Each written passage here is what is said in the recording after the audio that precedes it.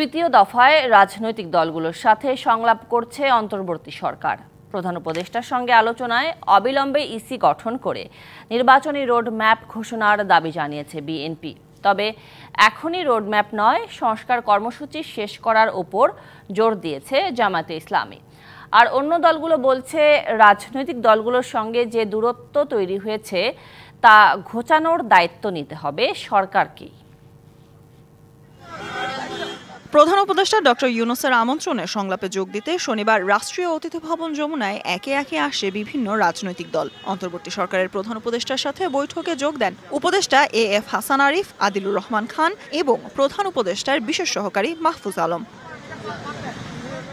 প্রথমে প্রধান উপদেষ্টার সাথে ৬ সদস্যের দল নিয়ে বৈঠক করেন বিএনপির মহাসচিব মির্জা ফখরুল ইসলাম আলমগীর। বৈঠক শেষে তিনি বলেন, গণ অভ্যুত্থানের বিপ্লবী গতি ব্যাহত করার চেষ্টায় আছে একজন উপদেষ্টা, তাদের বাদ দেওয়ার দাবিও জানায় বিএনপি। বিলম্বে নির্বাচন কমিশন গঠন করতে হবে এবং আমরা একটা রোড ম্যাপ দিতে বলেছি। নির্বাচন কমিশন কবে নির্বাচন হবে সেই আমরা একটা রোড ম্যাপ দিতে বলেছি। আমরা এনআইডি কার্ড, যেটা আপনার স্বরাষ্ট্র মন্ত্রণালয়ে স্থান করার কথা আইন করা হয়েছিল, সেটাকে অর্ডিন্যান্স জারির মাধ্যমে বাতিল করতে বলেছি। আমরা বিতর্কিত কোনো ব্যক্তি যেন কখনো এই নির্বাচন সংস্কার কমিটিতে না যায় সেই কথা আমরা বলেছি।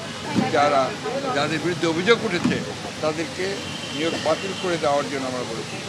আমরা নতুন ফিটলিস্ট যোগ্য ব্যক্তিদের এরপর ৭ সদস্যের দল নিয়ে বৈঠকে বসেন জামায়াতের আমির। বৈঠক শেষে জানান, আগে সংস্কার পরে নির্বাচনের রোড ম্যাপ চেয়েছে তার দল।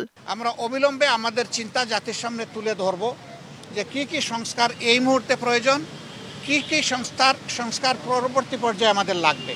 আমরা আশা করছি এই বর্তমান অন্তর্বর্তীকালীন যে সরকার আছে তারা কোনো ধরনের পক্ষ বিপক্ষের মানসিকতা না নিয়ে বরঞ্চ নিরপেক্ষ দৃষ্টিকোণ থেকে তারা দেশকে একটা ভালো জায়গায় নিয়ে একটা সুষ্ঠু নির্বাচন তারা দিতে সক্ষম হবেন।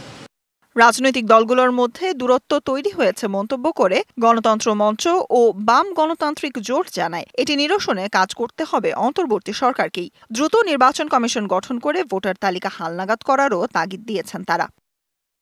Sultana Swarna, DBC news, Dhaka.